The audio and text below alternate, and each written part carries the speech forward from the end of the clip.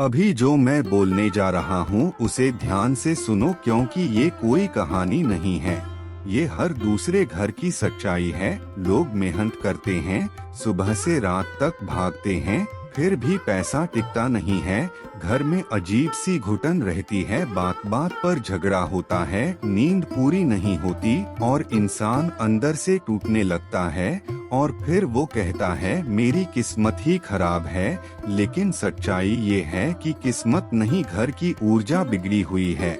और आज मैं तुम्हें वो वास्तु उपाय बता रहा हूँ जो किताबों में कम और असली जिंदगी में ज्यादा काम करते हैं। सबसे पहले सबसे खतरनाक और सबसे ज्यादा अनदेखी गलती समझो घर के अंदर जो सामान टूट चुका है और फिर भी पड़ा हुआ है, जैसे टूटी घड़ी, खराब मोबाइल, पुराने चार्जर, फटे जूते, टूटे बर्तन। ये सब सिर्फ कबाड़ नहीं होते, ये समय और अवसर को तोड़ने वाली ऊर्जा बन जाते हैं। खासकर अगर टूटी घड़ी घर में है तो समझ लो घर का समय ही रुका हुआ है। इसका सीधा असर करियर और पैसों पर पड़ता है। उपाय बहुत सीधा है।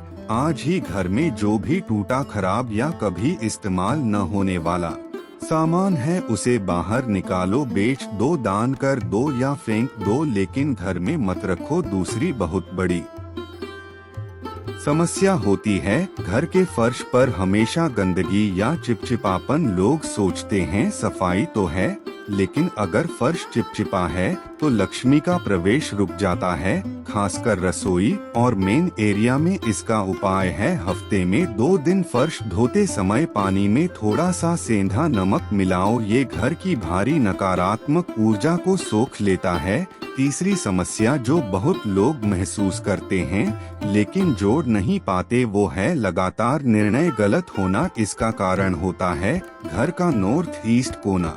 अगर यहाँ भारी सामान पड़ा है, किताबों का ढेर, स्टोर रूम या यहाँ अंधेरा रहता है तो इंसान की बुद्धि भ्रमित हो जाती है। उपाय ये है नॉर्थ ईस्ट को जितना हो सके खाली, साफ और रोशन रखो। अगर कुछ रखना ही है तो सिर्फ पूजा से जुड़ी चीज या एक तांबे का लोटा जिसमें साफ पानी भरा हो। चौथी समस्या है घर में पैसा आकर भी बचत न होना। इसका कारण होता है किचन की गलत स्थिति, खासकर अगर गैस, चूल्हा और पानी का सिंक आमने सामने है तो अग्नि और जल टकराते हैं और धन टिकता नहीं। उपाय ये है अगर बदलना संभव नहीं है तो चूल्हे और सिंक के बीच लकड़ी का पटरा या हरा कपड़ा रख दो, ये टकराव को शांत कर देता है। पांचवी समस्या है घर में रहने के बावजूद मन का भटकना और बेचैनी। इसका कारण होता है बेडरूम में आईना। अगर आईना सीधे बिस्तर पर प्रतिबिंब देता है